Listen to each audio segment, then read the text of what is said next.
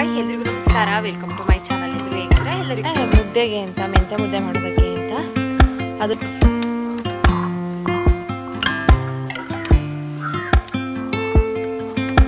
Road ತುಂಬ ನೀವೇ ಹೋದ್ರೆ ವೆಹಿಕಲ್ಸ್ ಎಲ್ಲಿ ಹೋಗ್ತವೆ, ಎಲ್ಲಿಗೆ ಹೊರಟಿದ್ಯಾ ಲಡ್ಡು?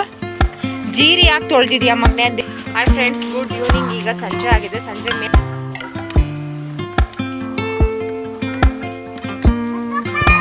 ಕಡೆಯಿಂದ ಖಾಲಿ ಕವರ್ ತಗೊಂಡು ಬರೋದು ಹಾಗೆ ಈ ಕಡೆಯಿಂದ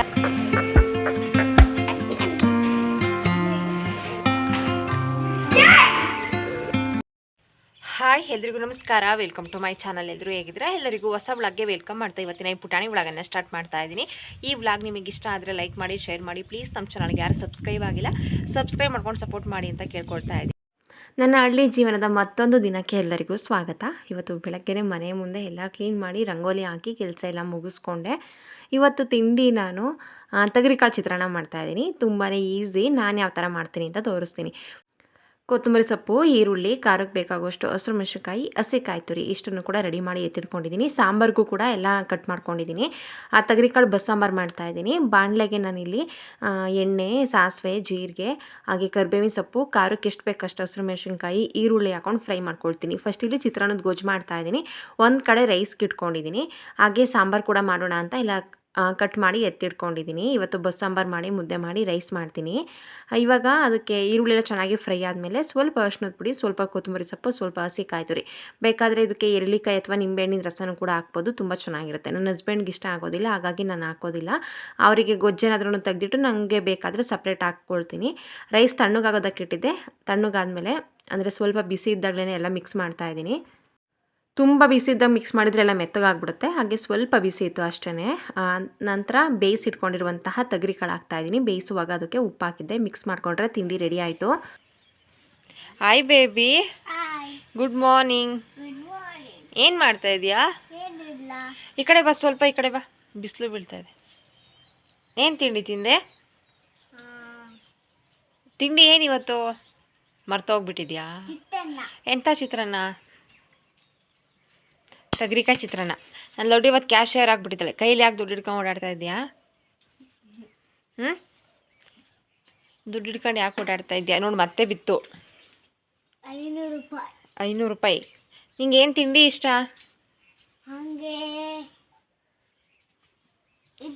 ಹಿಂದೆ ಹೋಗು, ನೀನು ಹತ್ರ ಬರಬಾರ್ದು. ಇಡ್ಲಿ ಇಷ್ಟನಾ? ಇವತ್ತೇನು ಸಾಂಬಾರು ಮಾಡಿರೋದು? ಕಾಳು ಸಾಂಬಾರು. ಯಾಕೆ ಗೊತ್ತಿಲ್ಲ ಅಂದರೆ ಲಡ್ಡು ಮಾಡಿರೋದು ನೋಡಿಲ್ಲ. ಲಡ್ಡು ಇನ್ನೂ ಊಟ ಮಾಡಿಲ್ಲ, ಹಂಗಾಗಿ ಗೊತ್ತಿಲ್ಲ ಅಲ್ವಾ? ನಾನಿಲ್ಲಿ 1 ಗಂಟೆ ಮುಂಚೆ ಗೋಧಿ ನೆನೆ ಹಾಕಿದ್ದೆ. ಅದರಲ್ಲಿ ಒಂದೊಂದು ಮಣ್ಣೆಂಟೆ ಇತ್ತು. ಅದನ್ನು ಕ್ಲೀನ್ ಮಾಡೋದು ಸಿಕ್ಕಾಪಟ್ಟೆ ಕಷ್ಟ, ಆಯೋದು ಕೂಡ ಕಷ್ಟ. ಈ ಥರ ನೀರಿಗೆ ನೆನೆ ಹಾಕಿಟ್ರೆ ಮಣ್ಣೆಲ್ಲ ಕರಗಿ ತಳದಲ್ಲಿ ಕುತ್ಕೊಳ್ಳುತ್ತೆ. ಆವಾಗ ಕ್ಲೀನ್ ಮಾಡ್ಕೊಳ್ಳೋದಕ್ಕೆ ಈಸಿ ಆಗುತ್ತೆ. ಜಾಲ್ಸೋಣ ಅಂತ ಅಂದ್ಕೊಂಡು ಎಲ್ಲ ನೆನೆ ಹಾಕಿದ್ದೆ. ಇವಾಗ ಅದನ್ನು ನೀರು ಸಪ್ರೇಟ್ ಮಾಡಿ ಒಣಗಾಕ್ತೀನಿ. 5 kg ಗೋಧಿ ತಗೊಂಡ್ರೆ 2 kg ಅಕ್ಕಿ ತೊಗೊಳ್ತೀನಿ. ಅದಕ್ಕೆ ಮೆಂತೆ ನಾನು 1 kg ಹಾಕ್ತೀನಿ. ಕಹಿ ಜಾಸ್ತಿ ಅಂತ ಸ್ವಲ್ಪ ಕೆಲವರಿಗೆ ಅನಿಸ್ಬಹುದು. ಮೆಂತೆ ತಿನ್ನೋದು ಆರೋಗ್ಯಕ್ಕೆ ತುಂಬಾ ಒಳ್ಳೆಯದು. ನೆನೆ ಎಳ್ಳು ತೊಳೆದು ಹಾಕಿದ್ದೆ. ಅದಿನ್ನೂ ಸ್ವಲ್ಪ ಡ್ರೈ ಆಗಬೇಕಿತ್ತು, ಹಾಗಾಗಿ ಒಂದು ಅರ್ಧ ಗಂಟೆ ಬಿಸಿಲಿಗೆ ಹಾಕೋಣ ಅಂತ ಎಲ್ಲದನ್ನು ಹಾಕಿದ್ದೆ.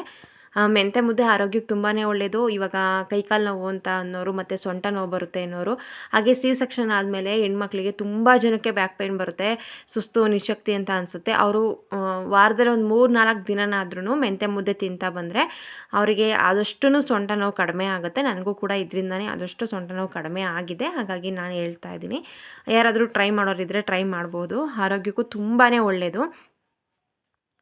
ಆಚೆ ಕೆಲಸ ಎಲ್ಲ ಮುಗಿಸಿ ಇವಾಗ ಸಾಂಬಾರಿಗೆ ರೆಡಿ ಮಾಡ್ಕೊಳ್ತಾ ಇದ್ದೀನಿ. ಸಾಂಬಾರಿಗೆ ಫಸ್ಟ್ ಒಗ್ಗರಣೆ ಮಾಡ್ಕೊಳ್ತಾ ಇದ್ದೀನಿ. ಕಾಳು ಬೇಯೋದಕ್ಕೆ ಇಟ್ಟಿದೆ. ಈ ಕಡೆ ಖಾರ ರುಬ್ಬೋದಕ್ಕೆ ರೆಡಿ ಮಾಡ್ಕೊಳ್ತಾ ಇದ್ದೆ. ಈ ಕಡೆ ಕಾಳು ಒಗ್ಗರಣೆಗೂ ಕೂಡ ರೆಡಿ ಮಾಡ್ತಾ ಇದ್ದೀನಿ. ಅಂದರೆ ಫಸ್ಟ್ ಒಗ್ಗರಣೆ ಏನಿರುತ್ತೆ ಅದನ್ನೆಲ್ಲ ಫಸ್ಟ್ ಮಾಡ್ಕೊಂಡ್ಬಿಡ್ತೀನಿ. ಅವಾಗ ಈಸಿ ಆಗುತ್ತೆ. ಇದು ಕಾಳು ಪಲ್ಯ ಮಾಡೋದಕ್ಕೆ ಅಂತ ಬಾಣಲೆಗೆ ಎಣ್ಣೆ, ಸಾಸಿವೆ, ಜೀರಿಗೆ, ಒಣಮೆಣಸಿನ್ಕಾಯಿ, ಈರುಳ್ಳಿ, ಕರಿಬೇವಿನ ಸೊಪ್ಪು ಎಲ್ಲ ಹಾಕೊಂಡು ಫ್ರೈ ಮಾಡಿಕೊಂಡೆ.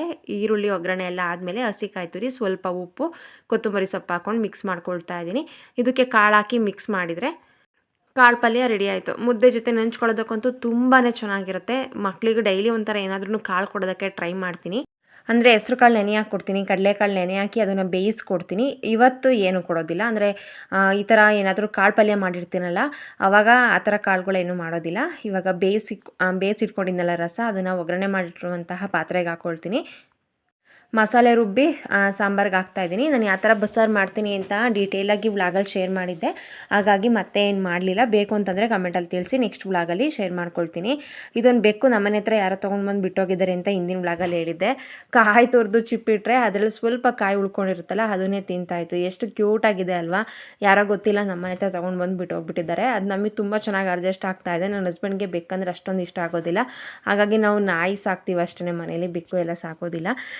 ಬೇಡ ಅಂತ ಅಂದ್ಕೊಂಡಿದ್ದೀವಿ, ಅವ್ರಿಗೆ ಇಷ್ಟ ಆಗೋದಿಲ್ಲ ಅಂತ. ಕೆಲವೊಂದು ಸಲ ಹಿಂಗಾಗ್ಬಿಡುತ್ತೆ. ನಿಮಗೂ ಹಿಂಗಾಗಿರಬಹುದು. ನೋಡಿ ಮಳೆ ಎಷ್ಟುದ್ದ ಕಾಣಿಸ್ತಾ ಇದೆ ಅಂತ.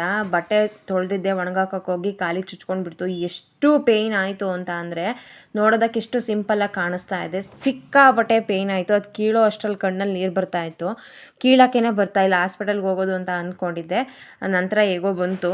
ನನಗೆ ತೆಗೆದ್ಮೇಲೆ ಅಷ್ಟೊಂದೇನು ಪೇಯ್ನ್ ಅಂತ ಅನ್ನಿಸ್ತಾ ಇರಲಿಲ್ಲ. ಆದರೆ ಒಂದು ದಿನ ಕಳೆದ್ಮೇಲೆ ಎಷ್ಟು ಪೇಯ್ನ್ ಆಗ್ತಾಯಿತ್ತು ಅಂತಂದರೆ, ಎದ್ದು ಓಡಾಡೋದೇ ಕಷ್ಟ ಅನ್ನೋ ಥರ ಆಗ್ಬಿಟ್ಟಿತ್ತು. ಈ ಚಳಿಲಿ ಏನಾದ್ರೂ ಇವಾಗ ಚಳಿ ಇರೋದ್ರಿಂದ ಗಾಯ ಮಾಡಿಕೊಂಡ್ರೆ ಸಿಕ್ಕಾಪಟ್ಟೆ ಪೇಯ್ನ್ ಬರುತ್ತೆ. ನನಗೂ ಕೂಡ ಹಾಗೆ ಅನ್ನಿಸ್ತಾ ಇತ್ತು. ನಾನು ಯಾವಾಗಲೂ ಚಪ್ಪಲಿ ಹಾಕೊಂಡು ಒಣಗಾಕ್ತಾ ಇದ್ದೆ. ಅದು ಹೇಗೆ ಹೋಗಿ ತುಣಿದೆ ಅಂತಲೇ ಗೊತ್ತಿಲ್ಲ. ಬೆಳಗ್ಗೆ ಜಾಗ ಎಲ್ಲ ಕ್ಲೀನ್ ಮಾಡಿದ್ದೆ, ಅದಲ್ಲಿ ಹೇಗೆ ಬಂತು ಅಂತಲೇ ಗೊತ್ತಿಲ್ಲ. ಇವತ್ತಿನ ದಿನವೇ ಚೆನ್ನಾಗಿಲ್ಲ ಅಂತ ಹೇಳ್ಬೋದು. ನಿಮಗೂ ಒಂದೊಂದು ಸಲ ಹಾಗೆ ಅನ್ನಿಸ್ಬಹುದು. ಬೆಳಗ್ಗೆಯಿಂದ 3 ಸಲ ಕಾಲಿಗೆ ಏಟು ಮಾಡ್ಕೊಂಡಿದ್ದೀನಿ. 3 ಸಲನೂ ಕೂಡ ಎಡಗಾಲಿಗೇ ಏಟಾಗಿರೋದು. ಒಂದು ಸಲ ಅದು ಹೇಗೆ ನಡ್ಕೊಂಡು ಬಂದೆ ಅಂತ ಗೊತ್ತಿಲ್ಲ, ಎಡ್ಕೊಂಡೆ, ಸಿಕ್ಕಾಪಟ್ಟೆ ಕಿರ್ಬಿಲ್ಡಿಂಗ್ ನೋವಾಯಿತು. ಅದೆಷ್ಟು ಅಂತಂದರೆ ಒಂದು 10 ನಿಮಿಷ ಎದ್ದು ಹೋಗೋದಕ್ಕೇ ಆಗಲಿಲ್ಲ, ಅಷ್ಟು ಪೇಯ್ನ್ ಆಗ್ತಾಯಿತ್ತು. ಅಷ್ಟು ಜೋರಾಗಿ ಹೊಡ್ಕೊಂಡೆ. ಇನ್ನೊಂದು ಸಲ ಜಾರು ಬಿದ್ದೆ, ಅದು ಕೂಡ ಎಡಗಾಲಿಗೇ ಏಟಾಯಿತು.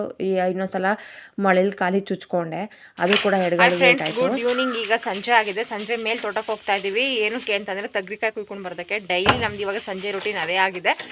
ಹೋಗೋದು, ತಗ್ರಿಕಾಯಿ ಕುಯ್ಕೊಂಡು ಬರೋದು. ಹತ್ರನೇ ನಡ್ಕೊಂಡು ಹೋದ್ರೆ ಒಂದು 5 ನಿಮಿಷ ಆಗುತ್ತೆ ಅಷ್ಟೇ. ಹಾಗಾಗಿ ಎಲ್ಲರೂ ಕೂಡ ಹೋಗ್ತಾ ಇದ್ದೀವಿ. ಅವರಿಗೂ ಕೂಡ ಒಂದು ವಾಕ್ ಆದಂಗೆ ಆಗುತ್ತೆ. ಮನೇಲೇ ಇದ್ದು ಬೇಜಾರಾಗ್ತಾ ಇರುತ್ತೆ. ಹಾಗಾಗಿ ಅವ್ರನ್ನೂ ಒಂದು ರೌಂಡ್ ಕರ್ಕೊಂಡು ಹೋಗ್ತಾ ಇದ್ದೀನಿ. ಲಡ್ಡು ಹೇಗೆ ತಯಾರಿ ಮಾಡ್ಕೊಂಡಿದ್ದಾಳೆ ಅಂತ ತೋರಿಸ್ತೀನಿ ನೋಡಿ. ಈಗ ಎಲ್ಲಿಗೆ ಹೊರಟಿದ್ಯಾ ಲಡ್ಡು? ಜೀರಿ ಯಾಕೆ ತೊಳೆದಿದ್ಯಾ ಮಗನೇ? ಅದು ನೆಂದೋಯ್ತು ಈಗ. ಹಾಂ, ಯಾಕೆ ತೊಳೆದೆ ಅದನ್ನ? ಹಾಂ,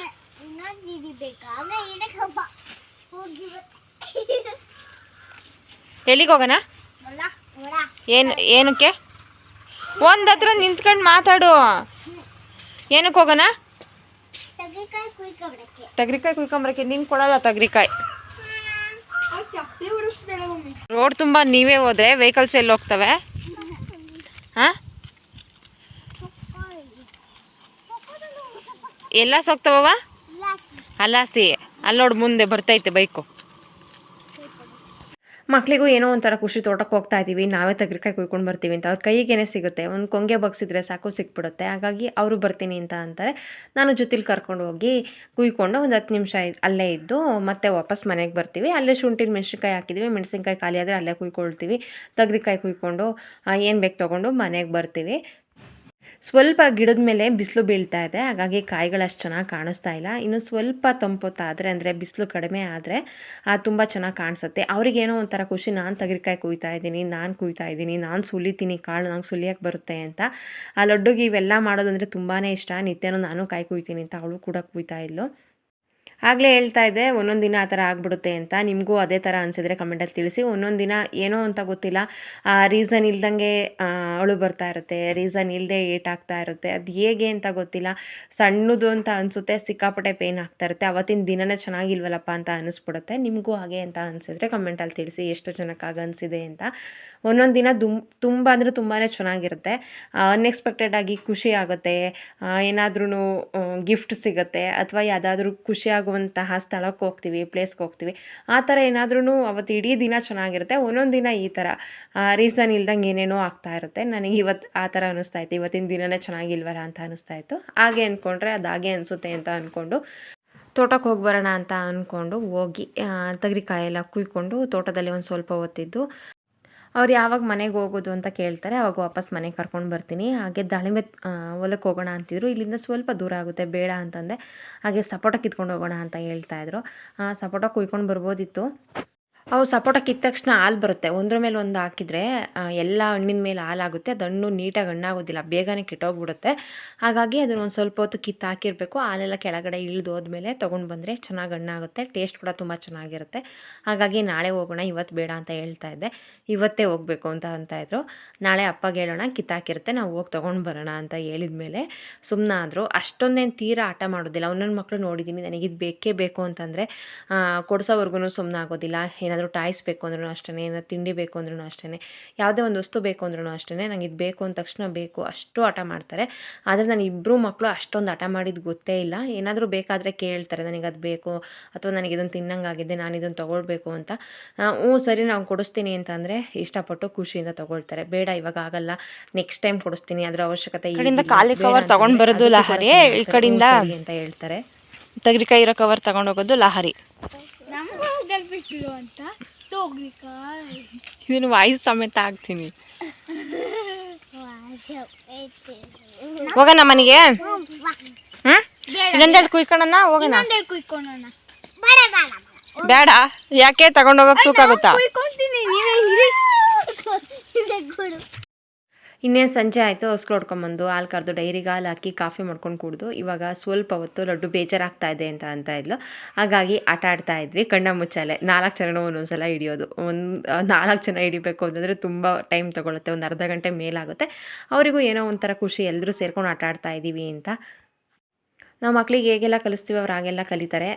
ನಾವು ಸಣ್ಣದ್ರಿಂದನೇ ಎಲ್ಲದನ್ನು ಹೇಳ್ಕೊಡ್ತಾ ಬಂದರೆ ಖಂಡಿತವಾಗಿಯೂ ಅವ್ರು ಆಟ ಮಾಡೋದಿಲ್ಲ. ಅದು ಬೇಕು ಇದು ಬೇಕು ಅಂತ ಅಳೋದು ಅಥವಾ ಇದೇ ಕೊಡಿಸೋವರೆಗೂ ನಾನು ಎದ್ದೇಳೋದೇ ಇಲ್ಲ ಅಂತ ಹಠ ಮಾಡೋದು, ಆ ಥರ ಎಲ್ಲ ಮಾಡೋದೇ ಇಲ್ಲ. ನಾವು ಹೇಗೆ ಕಲಿಸ್ತೀವಿ ಆ ಥರ ಬೆಳೀತಾರೆ ಅಂತ ನನ್ನ ಅನಿಸಿಕೆ. ನಿಮಗೇನು ಅನಿಸುತ್ತೆ ಅಂತ ಕಮೆಂಟಲ್ಲಿ ತಿಳಿಸಿ.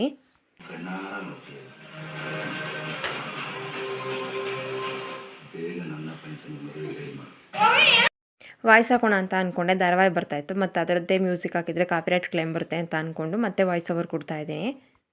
ಇವು ಆಟ ಆಡೋದ್ರಲ್ಲಿ ಎಷ್ಟು ನಗು ಬರುತ್ತೆ ಅಂತ ಅಂದರೆ, ಆಟ ಮುಗಿಸೋಷ್ಟ್ರಲ್ಲಿ ಹೊಟ್ಟೆಲ್ಲ ನೋವಾಗ್ಬಿಟ್ಟಿರುತ್ತೆ, ಅಷ್ಟು ನಗು ಬರ್ತಾ ಇರುತ್ತೆ. ಲಡ್ಡು ಸೈಲೆಂಟಾಗಿ ಇರೋದೇ ಇಲ್ಲ, ಪಕ್ಕಕ್ಕೆ ಹೋದ ತಕ್ಷಣ ನಗಾಡ್ತಾಳೆ. ನಗಾಡಿದ ತಕ್ಷಣ ಅಲ್ಲಿ ಇದ್ದವರಿಗೆಲ್ಲ ಗೊತ್ತಾಗುತ್ತೆ, ಹಾಗಾಗಿ ನಗು ಜಾಸ್ತಿ ಬರುತ್ತೆ. ಇವತ್ತಿನ ಈ ಪುಟಾಣಿ ವ್ಲಾಗನ್ನ ಇಲ್ಲೇ ಎಂಡ್ ಮಾಡ್ತೀನಿ. ಇಷ್ಟ ಆದರೆ ಲೈಕ್ ಮಾಡಿ. Thank you.